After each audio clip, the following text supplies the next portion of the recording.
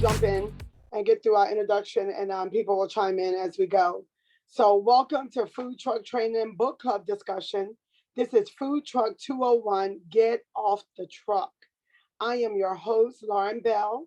I am the co-owner of Double Trouble Philly Cheesesteaks right here in Cypress, Texas. I own that business with my twin sister, Lori, and her husband, Keith. So welcome. And joining us tonight and every Monday night is Mr. Bill Moore. He is the founder and creator of the Food Truck Training Group on Facebook, which today has 31,300 members and is growing every day. Is wild, y'all. Bill and his wife, Melissa, brings more than 45 years of experience into this industry. They have run large restaurant chains such as Wendy's or Burger King. They've managed food trucks, hot dog carts. Bill is also the author of such books titled Food Truck 101, From Beginner to Winner, Putting the Cart Before the Dog, and Taking It to the Streets. Yes, in addition to Food Truck 201, Get Off the Truck. Bill and Melissa spends countless hours maintaining the integrity, professionalism, of this group. Please help me welcome to the platform none other than the man himself, Mr. Bill Moore. Thank you so much, Lauren. I just love hearing the things you had to say. Thanks, Joanne. Oh, it's so good to be here again tonight. Looks like it's a typical night where we're going to have everybody join us a few minutes late, and that's okay. Because I just want to go ahead and get started, and what they miss out, they miss out. So do you have any opening comments for me? I'm sorry, what did I do with my paper? So I did not. So I did not have it in the sequence. I jotted down some notes and I didn't put it in a sequential order. Okay. So go ahead and introduce us, and I'll interject from time to time. Okay. Get her done. Then we'll just go ahead and get started. The first question I got for everyone, and right now it's just the three of us, but that's okay. Do either one of you guys actually have written recipes that you use in the business? Not that you know what the recipe is, but it's actually written down. Yes. All right. That's so good to hear. So good to hear. You guys know I talked to a lot of different food truck owners, and there are so many of them that don't write everything down. Or the worst case scenario is they're not even sure what goes in the stuff. It's a little bit of this, a little bit of pepper, a little bit of salt, and it's all good. And you have to have that consistency, because everything that you have on your shelves, every little ingredient, whether it's salt or a big hunk of roast beef that costs you $10 a pound, all of that is money sitting on your shelf. So you have to act like it's money rather than that's an ingredient to make something taste good. It's money. How much money am I putting into this dish? So tonight we're going to be talking about a couple of key areas. One's food cost, and then the other is budgeting. So the recipe card that you see here is actually in Food Truck 101, and I copied it for Food Truck 201. But this is the basic item that I would always sell, and that's a cheeseburger. And then there's all the different ingredients that get associated with the cheeseburger. Now, most everybody gets it down to, all the food, and then they start to add in the paper, but they're not detailed enough. Like, I actually count a glove. And the reason that I count gloves is so that I don't worry about changing my gloves every time I need to. People freak out about how much gloves cost nowadays. Well, if you actually account for it in your recipe, the guest is the one paying for the glove. They're paying for your sanitization. So you don't need to worry about it. But here's all the different things that would go into that. And here at the very bottom, the one that most people leave off is some type of seasoning, some type of flavoring, because they look at it and go, that's just salt. It only costs, 50 cents a pound or whatever. And they don't actually account for it, but you need to. And there are certain ingredients or certain seasonings rather that are super expensive. But if you don't account for those, you could end up losing money. And then you won't really know why you're losing money because you don't have a set recipe. And you got to have portions. like up here where we're talking about ketchup being 3/4 of an ounce. And we'll talk about how you can determine if you're putting that amount on your different products.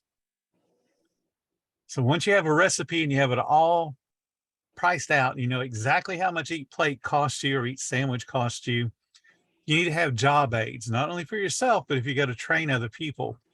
And the job aids need to be as visual as possible. Now this one, as you can see, is just a basic bun and the different condiments and meats and cheeses, and it's laid out in order of how they should be applied. So starting with the crown of the bun, then they put on Right. the dressing. The dressing here, you notice they have it going into a circular pattern, and we will call that rings. You count the number of rings. So you have 1 ring, 2 rings, 3 rings. We used to do that at Burger King. This particular job aid comes from, I want to say it comes from In-N-Out, but I'm not sure. It's one of the burger chains out west. But in any case, they would do the 3 circles, the 3 rings of that particular product. And if they have the bottle cut, the bottle's cone-shaped dispenser cut to a certain bead width, and they do it in 3 rings, it's going to average about whatever their portion is. So for us at Burger King, it was 3/4 of an ounce of ketchup. And then we would put 2 rings for mustard, and that would give us about the 0.66 that you saw on the slide before.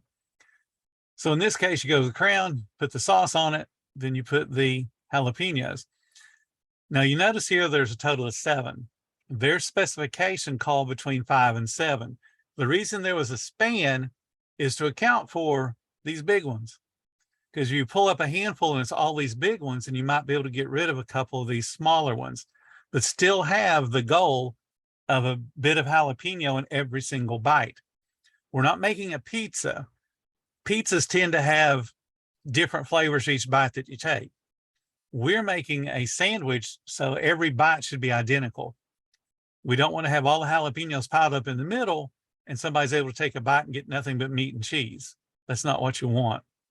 So that's why the diagram has them laid out, and to show an employee, this is how I want them to be. Then it's got a slice of cheese that will go on top of the jalapenos, and you would put one of the cooked pieces of meat on top of that cheese. Then you would go to 2 more pieces of cheese, and you notice that they're crisscrossed, so that way the customer can see the different corners as they start to melt and melt down the sandwich. Then they put 1 more patty of meat on top of the cheese. They put the heel on top of that patty and flip the sandwich over, put it in a box or wrap it, whatever the method is. But you have to have these job aids out. And you can see they didn't spend a whole bunch of money on these other than laying it out on one of their stainless steel counters in the store and then show an employee, this is the order, everything goes in. And then they just took some cheap editing software and put the numbers. So the step 1, step 2, and so on. And you can do that as easily as this particular company did. Or you could just do words, crown. I believe that's a ranch, jalapeno ranch sauce, jalapenos, American cheese, hamburger patty, American cheese with Swiss cheese, hamburger patty, heel, whatever it takes, so that your employees all know exactly how it should be made and how it should look. So those are the job aids that you're going to need. I noticed on the group today that someone asked about photography and whether you should stage the sandwich for the photographs or make it how you would normally. You want to make it how you would normally. So if you're going to take this one and make it into a picture, you want to dress it exactly the way that you normally would and take that picture. You don't want the guests to be disappointed when they open up that sandwich and it doesn't look like your photographs, because they're accustomed to it not looking like the photograph when they look at a Whopper or a Big Mac. We don't want them to get that same feeling about us. We want it to be real life photography. And if you need to offset the bun a little bit to show the dressing, then that's fine. Offset it just a little bit to show the dressing. But don't apply it in places where you normally wouldn't apply it. You know, don't put little beads of condensation on a tomato to make it look like they're super cold, because you're not serving it to a guest that way. You're not applying a bead of condensation to it before you send it out. So make it real life. Okay. So that's all about the recipes. Now we're going to talk about budgeting for the next few minutes. Why does my food truck need a budget? And I hear this question frequently. Why do I need a budget? It's just a food truck. I hate hearing those words. It's just a food truck. No, it's a business. The food truck happens to be an asset that you have in your business.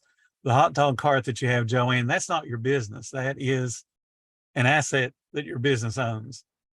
So the food truck, food business, needs a budget. What a budget will do for you is it helps you to manage your cash flow. The very first step of doing a budget is to think about how much sales am I going to bring in for the budget period, whether it be next week or next month. How much money is coming into the business? How much do my historical sales indicate? Or how much do I believe I can get through my marketing and through my own speed of service? Because you can make educated guesses on those until you have a track record. But to manage the cash flow, you got to start with how much money's coming in. And then you tell the money where it's going to go. And that's where you start to allocate the resources. So you're going to set aside some money that's going to be for food. You know you're going to spend a certain amount of money on food. It should be whatever your normal food cost is that you want to run. So if your recipes say you can run at 25%, then you should only buy 25% of your sales in food. So think about a $10,000 budget. I'm going to do $10,000 next month. So the course of that month, you should only buy about $2,500 worth of food. And then that would be less whatever you have on hand right now. So like today is October 31st. Tomorrow, being in the new month, you project out, I'm going to do $10,000. I need to buy $2,500 worth of food. You got to look and see what's left over at the end of the night tonight. So that way you can only buy exactly or have on hand exactly $2,500. So you allocate the resources, but it's not just food. You're also thinking about how much money am I going to be spending on labor or advertising or repair and maintenance. You're setting aside those funds or planning on setting those funds aside as the money comes in. A budget also helps you to measure your performance. So if sticking with that 25% food cost, if that's what you're really running or what you think you can run with your recipes, at the end of the month, when you look at your budget, if you had to go out and buy more food, you didn't run a 25% food cost. So you measure your performance and realize I need some work on portion control or waste control or whatever the issue is with the food, but you got to track it down. But if you don't measure it, you won't know. The same with labor, the same with repair and maintenance or marketing. If you don't set aside a budget and measure what you did actually spend in those different areas, then you'll be one of those folks who's just living from day to day. Got to bring in sales today so I can buy food for tomorrow. But you're not paying for any of the other bills that are coming due. Having a budget also helps you to meet your objectives. So when you sit down and start to plan your business, you're thinking about food costs. That's the number one thing everybody thinks about. But you're also thinking about other goals, such as your labor cost, your repair and maintenance bills, what you're going to be spending on insurance, what you're going to be spending on commissary. All of those things have to have a budget, obviously, but then also they're your goals. I plan on spending, 3% of my sales in marketing. If you measure the performance, then you're able to see if you're meeting the objective or not. A lot of people will, especially when the business is new, say, yeah, I'm going to spend 6% in marketing, but they never accumulate enough sales to have that kind of money left over to spend in marketing. But then guess what happens? Because they're not spending money in marketing, they don't have as much sales. So now they even have less money to market with. So it becomes a real vicious cycle. So you got to make sure that you set the budget and then you're spending the allocations wisely for each of the different areas in your budget. And then, of course, having a budget helps you to improve your decision-making process. The most difficult thing that somebody will have to face in their business is I need to repair something and they don't have the money to do it. So now they have to make a decision that's based on money as opposed to a decision that's based on safety or what's best for the business. Let's take one of the most common breakdowns that we'll see on a food truck, and that's a tire goes flat. You can do the real cheap thing, and that's plug the tire and then hope that the plug takes and it doesn't leak. But that tire could end up blowing at some point if you're not replacing it. So now you've taken a $150 fix and turned it into a several $1,000 fix because the tire blew and it caused your trailer to swerve into the back of your truck, and now you've got repairs that need to be done. And it all boils down to, because we didn't have a budget that we set aside money for repair and maintenance, we had to make a bad decision. And those decisions happen all the time because we don't have the money when we need it, because we haven't budgeted it, we haven't set it aside. So that was the only two sections in this particular chapter or chapters that we were going to go over. And I want to leave you with the words from Dave Ramsey. A budget is telling you, or telling your money, where to go instead of you wondering where it went. And that's what a budget does. It helps you to plan out where to spend your money. Too many owners at the end of the month get their reports from their accountant and go, wow, look at all these sales we did. And then they go all the way down to the bottom line and there's a little teeny tiny number there because they haven't actually set a budget and they haven't actually tried to hit that budget. They just fly by the seat of their pants and they spend money when they think they need to, rather than planning to spend money when they have to.